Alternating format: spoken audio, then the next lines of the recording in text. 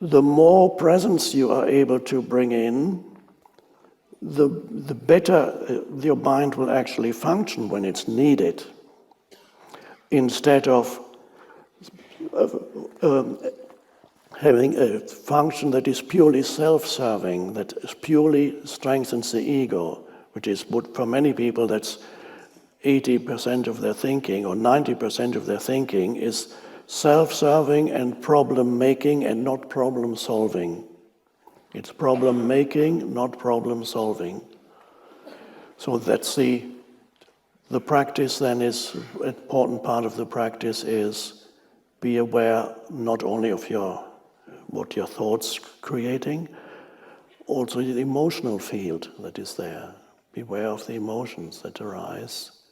Because emotion coupled with thought can have you in its grasp and you can't get out. You're completely, I mean, you all have experienced anger, what that is like when it's an emotion, and it's usually accompanied by a story. Emotion that energizes the story, and the story gives more energy to the emotion, and the vicious circle happens. And you talk about it and think about it, this situation that makes you so angry, and you get even more angry. It's horrible. And so you've all experienced how unpleasant that is, but you don't know when you're in the grip of it, you love it. Not you, but the ego, which you mistake for who you are. The ego loves it. When you're in the grip of anger, you don't want to let go. You don't want to let go.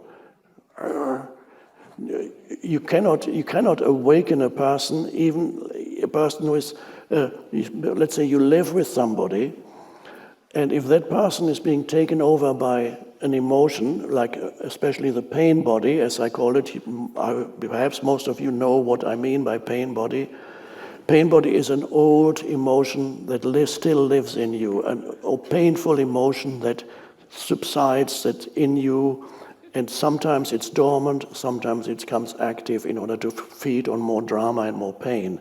So periodically the pain body, which is accumulated, trapped, negative emotion, often goes back to childhood and perhaps past lifetimes, if you want to go there. You don't have to believe in it, but the pain body in some humans can be very, very heavy, which is accumulation of painful emotion that lives in them. Not always active, sometimes it's dormant, you hardly feel it, and then suddenly something triggers it and it wakes up. And if you have lived with somebody, that perhaps the first time that you have observed it, let's say you fall in love, we talked about that earlier, and then you start living together, or you even sign a contract that you're going to start living together. Okay, can't get out of this now, you live together. And then suddenly, on a week or a couple of months after you're living together, your partner suddenly goes through some weird transformation. It's not the same person anymore. It's some little monster that suddenly is, who is this? Who is this? Suddenly very aggressive or very deeply, awfully angry, and goes through complete transformation of their personality, and like a monstrous transformation. Oh my God! And I signed a contract to be with this person forever. So what all it means, you first encountered their pain body. They were taken over by this emotional field, and the pain body attempts to feed on other people's reactions, negative react. It presses the buttons that it knows will provoke a negative reaction in the other. It'll say just the right thing that is hurtful to get the negative reaction. And so in other words, the pain body in you will awaken the other person, attempt to awaken the other person's pain body, who presumably also has one, maybe not as strong, but probably has one. and it attempts to get the and this is how drama in relationships periodically happens.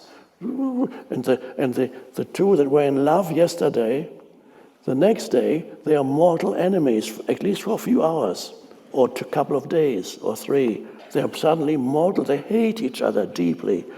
They're in the grip of their pain body.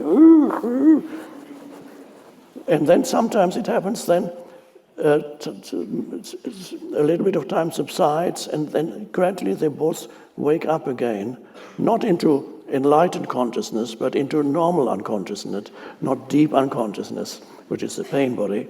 And so they wake up and say, and then they make up. Maybe they make love because they make up feels good after a pain body episode. All is well. You can't even remember what you were fighting about. Can't even remember it. Okay, all is well. We are fine again. Then 2, 3 weeks pass, and again, happening again.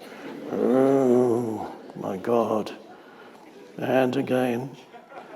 And again, I can't take any more of this. And sometimes the intervals between pain body episodes get shorter. And then it's the beginning of the end. And unfortunately, they don't recognize it for what it is. There's not enough presence to have at least some degree of disidentification from that entity, which is the pain body. I suggest that you look upon it almost as if it were a little entity that lives in you, a little monster or gremlin or something that lives in you.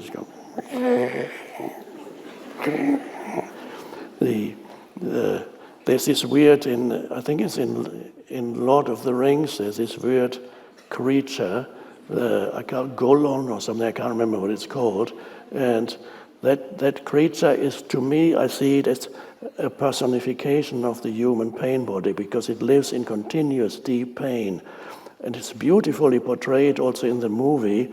It goes like just, there's the pain body, you can see it. You can learn a lot by just watching that, and maybe that thing lives in you somewhere. Maybe it lives in you, and occasionally it wakes up and wants to feed on what? On more of the same vibrational frequency as that makes up its being. So it feeds on drama and unhappiness and whatever form it may take. So it's once you recognize it, that's the beginning of the end of the pain body, but the recognition of it requires you to be present with it when it arises. First, you recognize it in the other person. There's her pain body or his pain body, there it is. What do I do now? Oh my God. Well, the important thing is that your pain body does not get triggered by it. Can you stay present? Okay, not easy. And again, this is you're being challenged, and this is what is good. You're now required to be more present than you would normally be when you're with somebody who is deeply unconscious in that moment. You need to be really present to turn up the dimmer switch, the light. You need to be really present so that you don't get drawn into this and drawn down to the same level of unconsciousness. So you're present and you observe, you know exactly what's happening, you know this is the other person's pain body, it's not who or what they actually are in their being. It is something that kind of possesses them right now, so you don't need to react to it as if it were their real being. And then you can stay conscious while it's happening. I suggest to couples who sometimes experience these periods of drama, pain body periods, have an agreement. If you both realize the importance of awakening, have an agreement. Not while you're in the grip of the pain body. There's no arguing with the pain body. No rational argument would ever get through. You can't do that. But you haven't, when you're both relatively conscious, say, okay, look, again, last week, do you remember when we had our pain body attack? Yes, okay. And don't start with, yes, but you started it. No, don't go there. It's not necessary to go there. You said there was a pain, doesn't matter who started it, that was the pain. Okay, next time, let's agree, if you see the beginnings of a pain body in me, please let me know. And the other person says, okay, I agree that you see it in me also. Please let me know that this is the pain body so that I can stay conscious, so that I don't get taken over by it completely. And you might even agree on a little sign that you, whatever it is.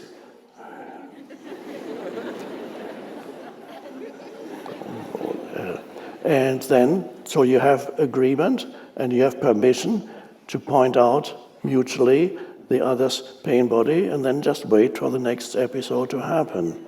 And then comes the critical moment. And then you observe it arising in the other. The first thing, it's just the first thing they say, it's the beginning of the... Or you know it's a certain thing that always creates the pain body in them. Maybe it's to do with money or whatever it may be, something. And there and then you say, there, your pain body perhaps arising? You have to be really careful.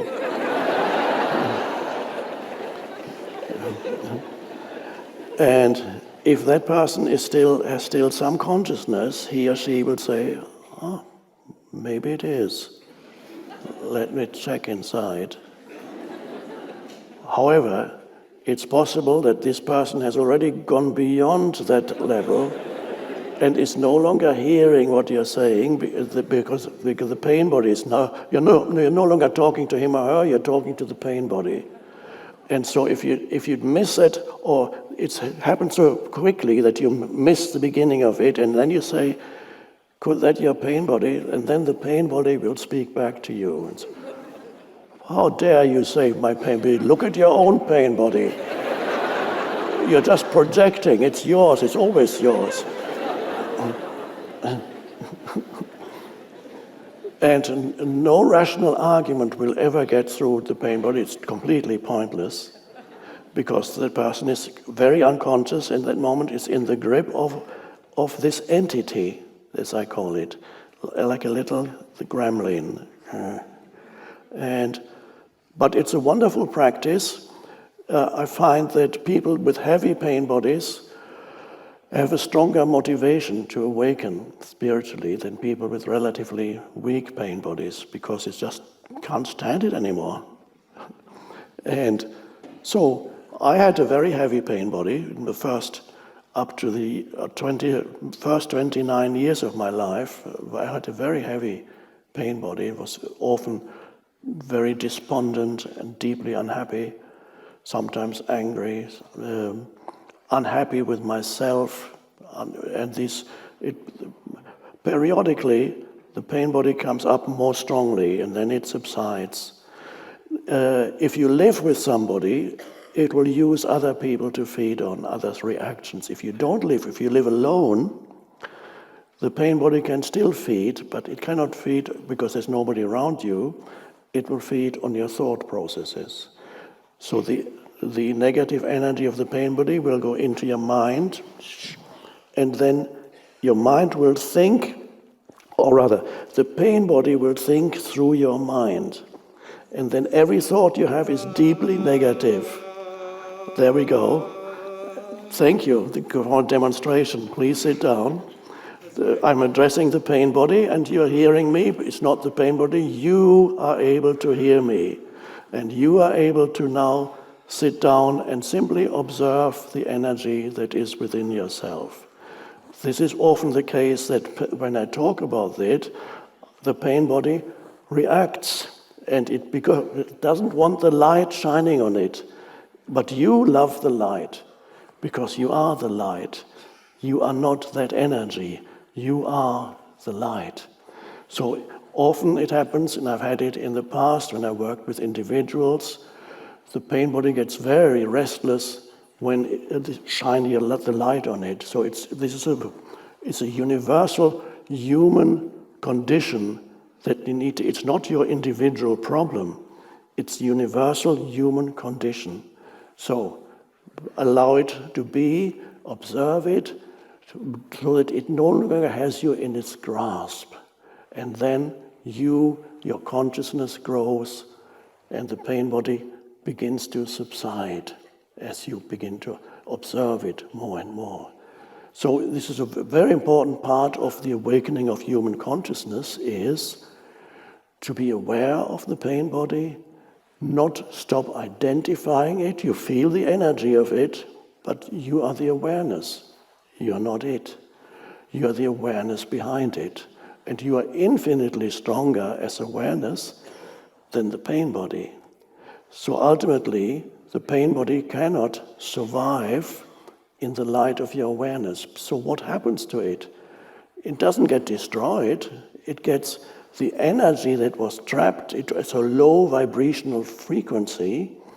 The energy that was trapped in there becomes transmuted into consciousness or light.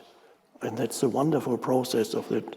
This is the the real meaning of the alchemical process of the transformation of base metal into gold. The base metal is the pain body.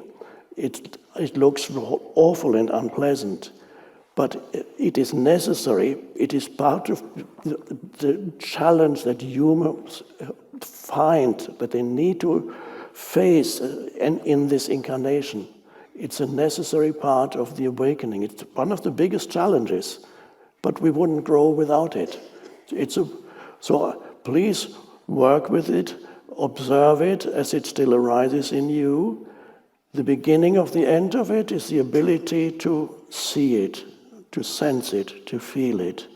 And then there it is. You are the presence, the light of presence in which it arises. There it is. So you're much more vast than it. You are that. You are the light of the world, said Jesus, which means, what does that mean when he tells people, you are the light of the world, which means you are the consciousness of the universe, manifesting as a person. And the strange, almost one could say, paradox is that, as I said before, the challenges, the obstacles to the awakening are actually the portal to the awakening. And this is very important. The pain body looks like a huge obstacle to the awakening in you. But again, like other obstacles, it is needed as a challenge to bring about an awakening. You always carry the burden of yourself around, the unhappy me, with brief interludes of illusory happiness.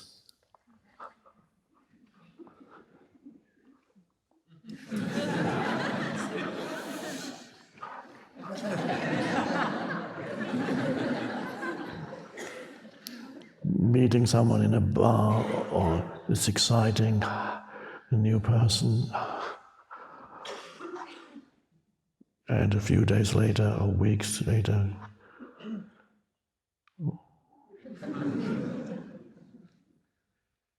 he didn't make me happy.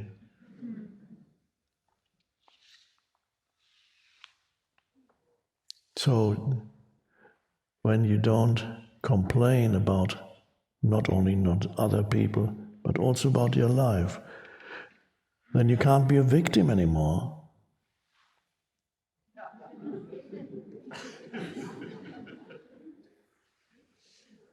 And there are quite a few people who have a huge investment in their victim identity, which can be either personal or collective.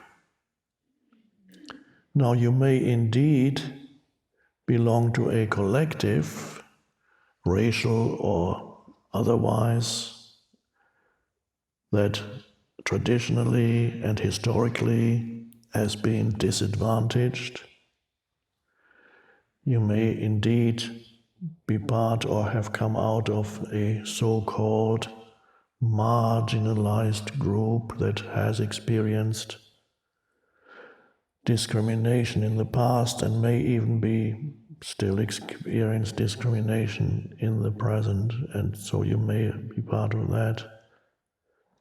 And undeniably, certain historical things happened, and it is very seductive to the ego and ego strengthening to seek your sense of identity in feeling that you belong to this group of people. And this is very seductive and seems to make sense, but you will be trapped. You're walking into a prison, you're walking into a mental prison by deriving your sense of identity from being a victim in your mind. Whether it's on a personal level, things might have happened to you as a person in your childhood. Somebody treated you very badly, a father, a mother, a caregiver, somebody else, so that you still carry the scars or wounds of your childhood with you. Undoubtedly, these things happen quite frequently to human beings, and yet if the narrative that you form in your mind and that becomes the basis for your sense of self is one of victimhood, then you are imprisoned in a conceptual, deeply entrenched sense of identity that is also ultimately fictitious, because whatever happened to you is not who you are now. It is not your true nature. Yes, the emotional scars may be there and you can still feel them, but who is it that feels the emotional scars and the emotional wounds at this moment? Who is it that feels these things? I feel them. Well, who is I? I is not what you feel, that's an emotion. It's not a thought. I is the light of consciousness in which these feelings are being experienced right now. So undoubtedly, you may still experience scars or wounds from past pain. You may experience it as the pain body inside you. But the pain body is not who you are. It is an accumulation of past emotional pain. To make it into who you are, and then forming a narrative on the basis of the pain body is a very seductive thing, can happen very easily, seems to make a lot of sense because millions of other people are doing the same thing, and you can even, if it's collective rather than personal, you can even get a great sense of belonging, but you are condemned to living through and in the conceptual prison in your mind. Not only that, you're also condemned, especially if it's a collective victim identity, in making other groups of people, no longer looking at the individual, but making the entire group of people into your enemy. Of course, and as you know, the ego loves its enemies. It strengthens itself enormously through creating the conceptual idea of your enemies. You need to be vigilant to see how reactive you are with other people and situations. Do you go into Some people just are looking for the next thing to have something to object to or complain about. A grievance looking for a cause. A walking grievance looking for the next thing. The internet is full of these people too, with grievances. The internet is a great place for the ego to play out its grievances, its upsets, its complaining, its judging and criticizing and self-righteousness and victimization, making yourself into a victim of other people. There are millions of people are engaged in these unconscious enterprises. So the internet is a wonderful reflection of the unconscious human mind. And occasionally you get little conscious things happening on the internet too. So it's not not all of it is unconscious, just 95%.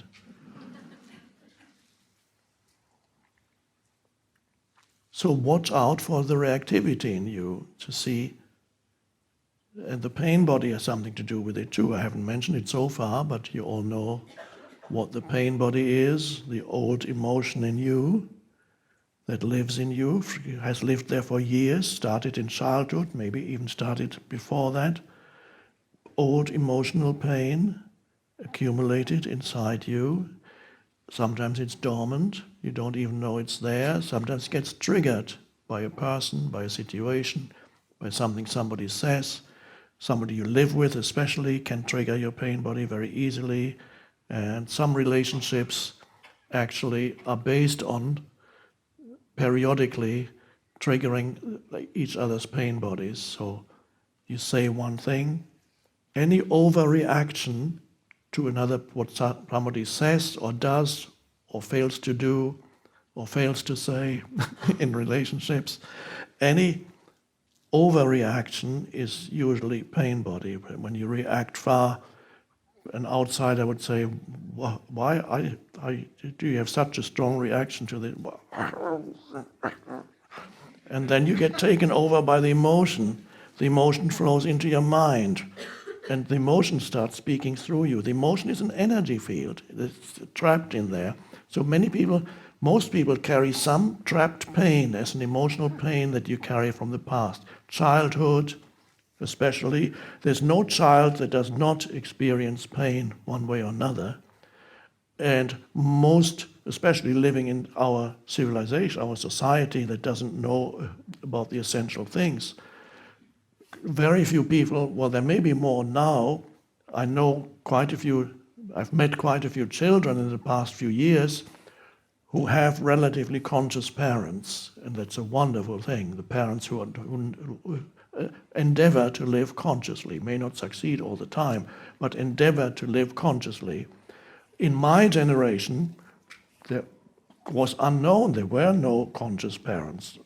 All the parents, although there might have been some, I never met any, all parents were unconscious. So they inflicted on their children what their parents had inflicted on them, and it goes back many, many generations. So conscious, it is vital to be there when the pain body awakens in you and you overreact and you love the drama of it, or your partner loves the drama of it, and the pain body feeds on two things. It feeds on two things. One is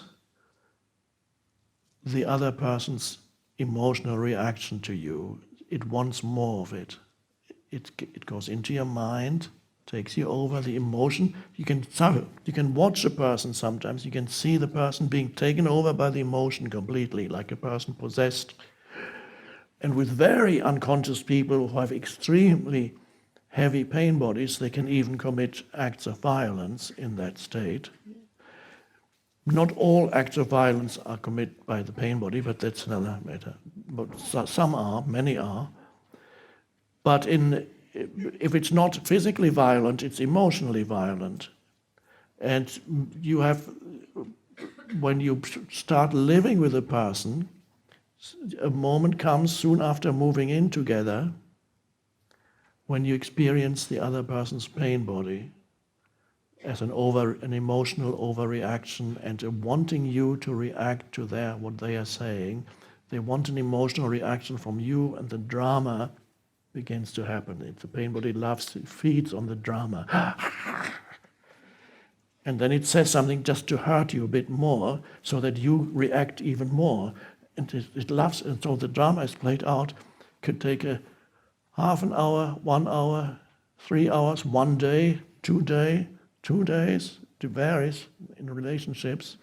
Favorite place for the pain body is partners, personal relationships, families.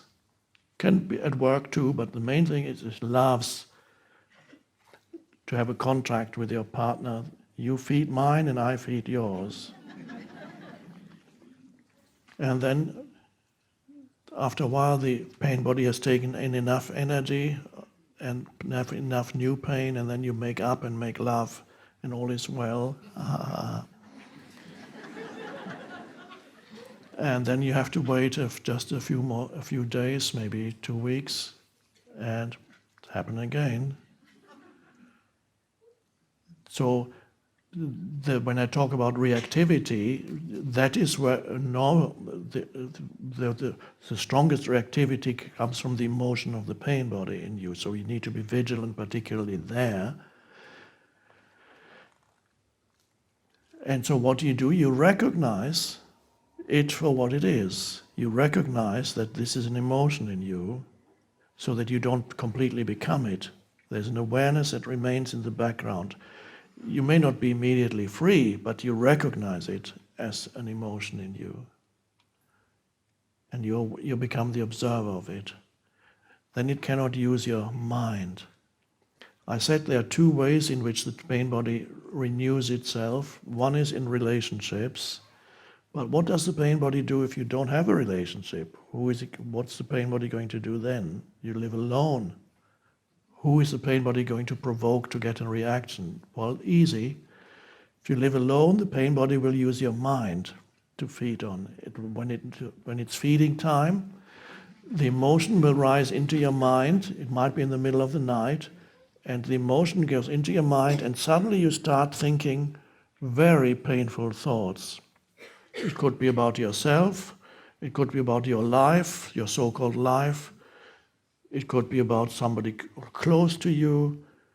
Those painful thoughts will overwhelm your mind, very negative thoughts. And you don't realize that your mind has been invaded by the emotion of the pain body, and every thought that your mind thinks resonates now with the energy of the pain body, and it feeds it. A vicious circle starts happening. The emotion uses your mind and creates certain thoughts in you, which you completely believe in when you are unconscious. And the thoughts, because every thought is an energy, feeds the emotion. So you feel even worse. With every negative thought that you have, you feel even worse. And then you can detect that on some weird level, you actually enjoy that. And you don't want to get free of it. Who is enjoying it? It's the egoic entity strengthens itself through that enormously. It loves its unhappiness. And in the moment, if somebody came into the room and told you that it doesn't have to be like that, you don't have to believe every thought that comes into your head because it's an illusion, you wouldn't want to hear what they have to say. You don't want, at that moment, you don't want to be free. You are in the grip of it and it loves it. That's the addiction to unhappiness. So some people live in it for short, brief periods, periodically. Others spend longer periods of time in the grip of emotional unhappiness. Some people are in the grip of pain body 50% of the time. Even more, and the longer, the more miserable your life is. The perception of your life, the way you perceive your life. So any reaction reflects back to you how present you are. When you are present, you can observe the pain body arising in the moment it gets triggered, and you can sense the emotion. And then it doesn't need to overpower you. It may still be there, but it may not need to control what you're saying anymore. You can still, if you live alone, then you can notice the emotion, but you don't have to go to there where the emotion wants to take you. You don't need to, you can give attention to your emotion directly, be aware of it so that it doesn't rise up and use your mind. So you just be aware of, it might be fear, it may be anger, it may be deep irritation with something. Those are the usual ones that are associated with pain body. Sometimes it's a deep sadness. And so you can feel the emotion, accept that it's there, and be there as the presence for it. Be there as the observing presence. Be alert. Don't say it shouldn't be there, but because it is. It is part of the present moment. You don't deny anything that's arising in the present moment. You might as well accept it. It's right here and now. Fine. And be the awareness. Then it cannot rise up into your mind and renew itself through your thought processes. So you're free. And it will subside more quickly then. It may stick around for a while, but when it sees it's not being fed, then it'll go back into its dormant state, waiting for a better opportunity, which could be any time when your level of presence has gone down. And that could happen through watching rubbish on television for 3 hours, or a movie that's very negative, your presence goes down. Having too many drinks, presence goes down. So whereas some people become quite happy when they drink, singing and so on. There's another phenomenon with drink, and that is it makes the person so unconscious that the pain body has an incredible opportunity to play itself out fully. So some people become happy when they drink until they collapse if they go on, of course. But others become actually violent through alcohol. That's an interesting phenomenon. If they drink too much and they become violent, this means that the alcohol diminishes the little consciousness that they had in this when they were sober.